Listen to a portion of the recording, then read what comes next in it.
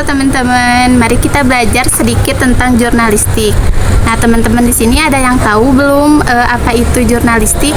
Nah, jurnalistik adalah kegiatan yang berhubungan dengan pengumpulan, penulisan, penyuntingan, dan penyampaian berita atau artikel opini dalam surat kabar ataupun majalah, siaran radio, televisi, ataupun internet yang disebarkan kepada halayak umum. Nah, ada banyak ragam bentuk jurnalistik. Salah satunya adalah artikel ilmiah populer. Artikel ilmiah populer adalah sebuah tulisan ilmiah yang dipublikasikan di media massa melalui dari koran, majalah, tabloid, hingga media online. Awal mula artikel ilmiah dapat ditelusuri sejak abad ke-17, tepatnya ketika Royal Society di Inggris menerbitkan jurnal Psychophysical Transaction pada tahun 1665. Abad ke-19 ilmu pengetahuan untuk publik memasuki abad ke-19, terutama setelah revolusi industri, minat masyarakat umum terhadap ilmu pengetahuan mulai meningkat. Perkembangan media massa dan literasi sains. Abad ke-20 ditandai dengan perkembangan pesatnya media massa seperti koran, radio, dan televisi. Satu era digital dan demokrasi informasi sains. Memasuki abad ke-21, revolusi digital membawa perubahan besar dalam dunia publikasi, termasuk dalam penulisan artikel ilmiah populer. Nah, selanjutnya, tujuan menulis artikel ilmiah populer yaitu meningkatkan kreativitas dalam menulis, memperluas literasi, menambah wawasan dan pengalaman, dan menghasilkan sebuah karya yang bermanfaat. Menyebarkan ilmu pengetahuan, meningkatkan literasi, memberikan informasi perkembangan ilmu, menumbuhkan minat pada sains, dan mendorong pemahaman isu ilmiah. Adapun jenis-jenis artikel ilmiah populer mulai dari makalah lengkap, monografi, komunikasi pendek, resensi, dan tweet. Adapun tahapan dalam menulis artikel populer yaitu yang pertama, penentuan tema atau topik.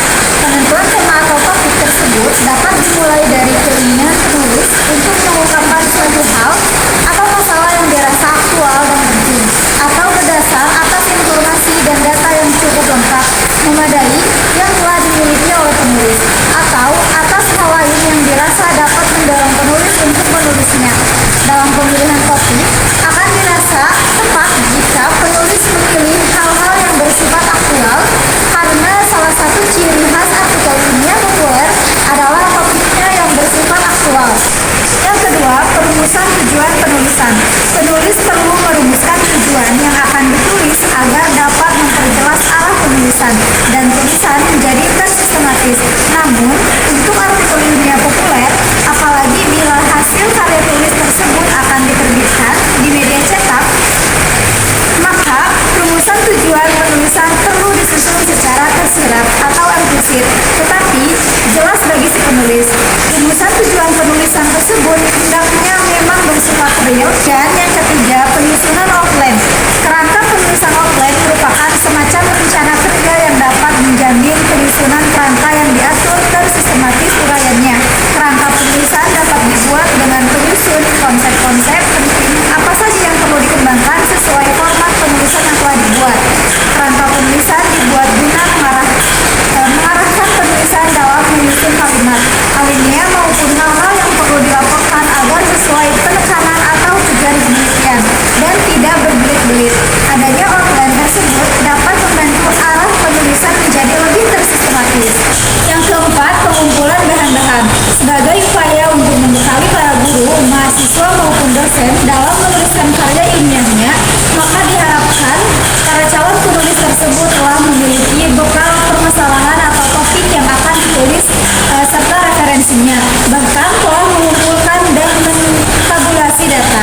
Berbagai data informasi yang sudah ditabulasikan sesuai kebutuhan atau tujuan penulisan merupakan bahan baku untuk menulis karya tulis ilmiah dalam wujud artikel. Yang kelima, pengkajian sistematika outline.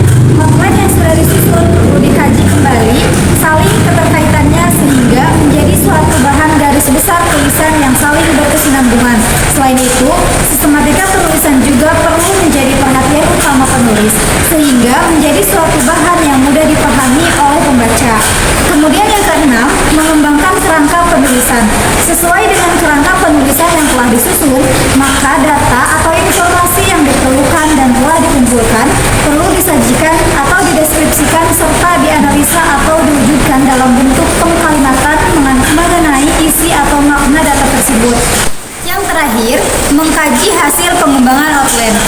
Karya tulis sebagai hasil pengembangan outline tersebut bukan merupakan hasil final, tetapi masih perlu untuk dikaji kembali, terutama mengenai substansi. Penulis perlu mempertanyakan, sudahkah dalam pembahasan dan penyusunan kesimpulan sesuai dengan tujuan penulisan? Kemudian syarat mempublikasikan artikel populer. Yang pertama, tema yang relevan dan menarik, yaitu sesuai dengan minat pembaca atau target, kemudian aktual, unik, atau membahas sudut pandang baru. Kedua, gaya bahasa yang ringan dan komunikatif, yaitu gunakan bahasa sehari-hari, tidak terlalu formal, dan hindari istilah teknis atau jelaskan jika perlu. Yang ketiga, struktur artikel yang jelas, yaitu judul menarik dan menggugah, paragraf pembuka yang memikat, dan isi tersusun rapi.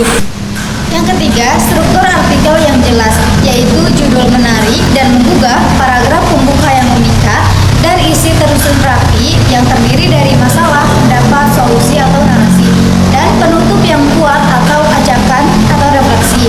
Nah, yang keempat, originalitas dan anti plagiarisme, yaitu tulis dengan gaya sendiri dan cantumkan sumber jika mengutip. Dan yang terakhir, panjang artikel, umumnya 600 sampai 1500 kata tergantung platform.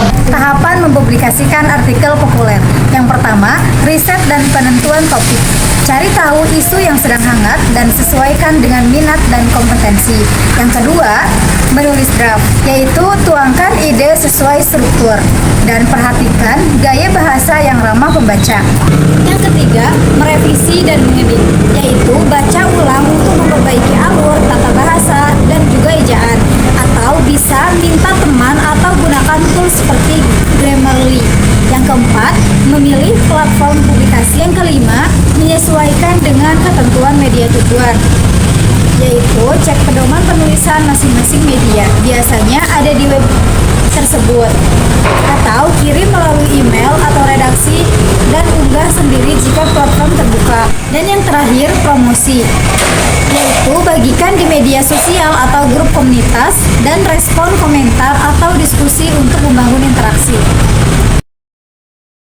Nah, selanjutnya deskripsi kerja personal melibatkan beberapa pihak. Yang pertama ada penulis, peran utamanya yaitu memilih topik, menulis, menyusun naskah, bisa dari akademisi, peneliti, guru, jurnalis, sains, dan praktisi. Selain itu, kedua ada editor, perannya yaitu untuk menyunting tulisan agar sesuai dengan gaya bahasa populer dan media tujuan, memastikan bahwa tulisan tetap akurat, enak dibaca, dan tidak menyimpang secara ilmiah. Kemudian ada fact checker, ini berlaku jika medianya sudah media besar, memeriksa keakuratan data, kutipan, informasi, dan lain sebagainya. Selanjutnya yang dibutuhkan adalah ilustrator atau desainer grafis. Perannya yaitu membuat gambar, infografik, atau ilustrasi yang memperjelas isi tulisan, berperan besar untuk menarik minat para pembaca. Selanjutnya ada redaksi media atau penerbit, yaitu untuk menerima dan menyeleksi naskah, memberikan masukan revisi, dan memutuskan apakah naskah ini layak untuk terbit atau tidak. Kemudian ada reviewer, untuk reviewer ini opsional tergantung medianya.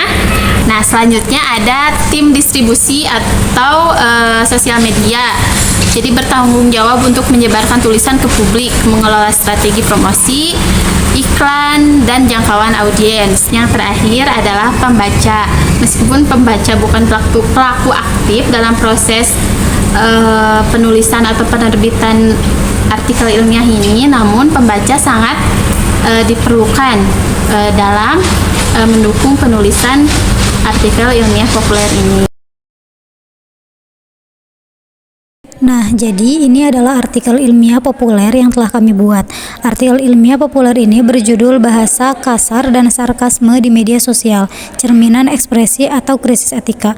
Artikel ini kami publikasikan di web Literasi Liwangi. Setiap anggota kelompok mempunyai perannya masing-masing dalam pembuatan artikel ilmiah populer ini. Berikut penjelasannya. Dalam pembuatan artikel ini, saya Cynthia berperan sebagai peneliti atau penyedia informasi. Saya mencari informasi dari berbagai sumber terpercaya melalui dari jurnal, artikel, buku, berita, dan lain sebagainya. Saya Anissa Miftaliah bertugas atau berperan sebagai penulis dalam penulisan artikel populer ilmiah ini.